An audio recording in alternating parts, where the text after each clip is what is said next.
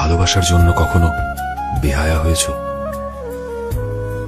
যখন তুমি কাউকে মন থেকে ভালোবাসবে না, যখন কাউকে মন থেকে পেতে চাইবে, তখন দেখবে বাইরের কোনো কিছুই তোমায় আর সেভাবে এফেক্ট করছে না। কোনো কিছুতেই তোমার ভ্রুক্ষেপ থাকছে না, কোনো কিছুকে তুমি পাত্তা দিচ্ছ না, একদম বেপরোয়া হয়ে গেছ। তোমার কাছে যেটা আসল বিষয় সেটা হচ্ছে তোমার ভালোবাসা আর তোমার ভালোবাসার সেই মানুষটি। এরা ছাড়া আর কোনো কিছুই তোমার কাছে ইম্পর্টেন্ট নয়।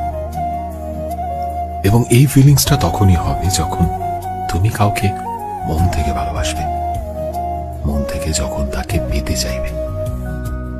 শুধুমাত্র শারীরিক আকর্ষণের জন্য নয়, যখন মানসিক আকর্ষণ অনুভব করবে, যখন কারো সাথে কথা বলতে তোমার ভালো লাগবে, যখন কারো সঙ্গ তোমার ভালো লাগবে, যখন কারো সাথে সময় কাটাতে ভালো লাগবে, তখনই তুমি একটা তীব্র মানসিক আকর্ষণ অনুভব করবে। এই আকর্ষণের নামই তো ভালোবাসা। জানি ভালোবাসার সংজ্ঞা এক একজনের কাছে এক এক রকম, তবে তোমাদের মধ্যে কতজন এমন রয়েছে যারা এই মতবাদে বিশ্বাস করো? কমেন্টে অবশ্যই। যেটা বলছিলাম, ভালোবাসতে গেলে একটু বেহায়া হতেই হয় বন্ধু। এই বেহায়া হওয়াটা মোটেও খারাপ নয়। এই বেহায়া মানে এই নয় যে তোমার দুটো কানই কাটা, সেটা মোটেও নয়। তুমি তো মানুষটাকে ভালোবাসো, তুমি তো মানুষটার জন্য অনুভব করো, তুমি তো মানুষটার সাথে বুড়ো হতে চাও, তুমি তো মানুষটার পাশে সারা জীবন হাঁটতে চাও। এই চাওয়া পাওয়াটা তো মোটেও খারাপ নয়। এই চাওয়া পাওয়ার মধ্যে কোনো ভেজাল নেই, আছে শুধুই বিশুদ্ধতা, আছে শুধুই ব্যাগ ভর্তি ভালোবাসা, একরাশ ইমোশন এবং প্রিয় মানুষের জন্য স্নেহ চুম্বন।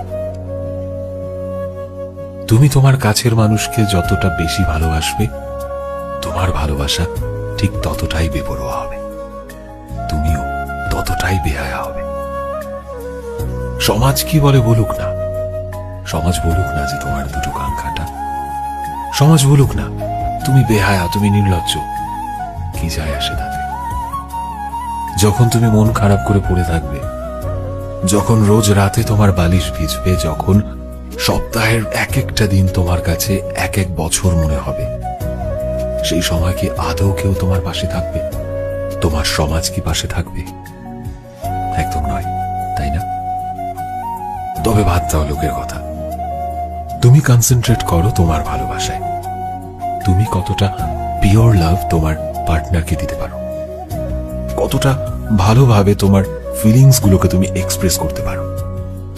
যত ভালোভাবে এক্সপ্রেস করবে, তোমার ভালোবাসা ততটাই আরো ম্যাচিওর হতে থাকবে। তবে ওই যে ভালোবাসলে কিন্তু একটু বেহায়া হতেই হবে। বেহায়া না হলে কিন্তু ভালোবাসা হবে না, এটা মাথায় রেখো। তবে বেহায়া এবং ডিস্টার্ব দুটো জিনিস কিন্তু আলাদা। তুমি বেহায়া হও, কিন্তু তাই বলে তোমার ভালোবাসার মানুষকে উত্তপ্ত করো না। তুমি তোমার ভালোবাসাকে প্রকাশ করো, তুমি তোমার ইমোশনকে প্রকাশ করো, এবং তাতে যাতে তোমার প্রিয় মানুষটি হার্ট না হয়। তোমার প্রিয় মানুষের যদি ভালো না লাগে, সে যদি হার্ট হয়, এমন কাজ তো তুমি নিশ্চয় করবে না, তাই না? তাই সবসময় এটা মাথায় রাখতে হবে যে ভালোবাসা অবশ্যই প্রকাশ করব, কিন্তু আমার ভালোবাসা প্রকাশ করতে গিয়ে আমার কাছের মানুষ যাতে বিরাগ ভাজন না হয়, সে যাতে রাগ না করে, সে যাতে ডিস্টার্ব ফিল না করে। কি আছে, সে না হয় রিপ্লাই নাই বা দিল, তুমি তো তোমার ভালোবাসা প্রকাশ করলে, এটাই বা কম কি? একতরফা ভালোবাসার ক্ষমতা কিন্তু অনেকটা, এর তীব্রতা মারাত্মক।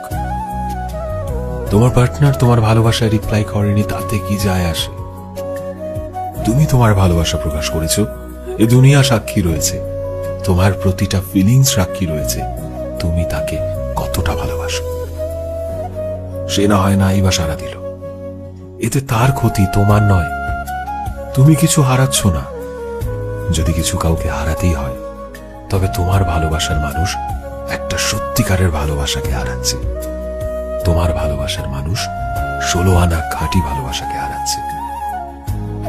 তুমি তো সর্বস্ব উজাড় করে দিয়েছ। আর কেউ সাক্ষী থাকুক বা নাই থাকুক, তুমি নিজে তো সাক্ষী। এই আকাশে বাতাসে পৃথিবীর সব ভাই সাক্ষী রয়েছে যে তুমি কতটা খাঁটি মানুষ, তুমি কতটা ভালো মানুষ, তুমি কতটা ভালোবাসো তোমার পার্টনারকে। তাই যদি ভালোবাসো তবে প্রকাশ করতে শেখো, এবং অবশ্যই সেটা ভালোভাবে প্রকাশ করতে হবে।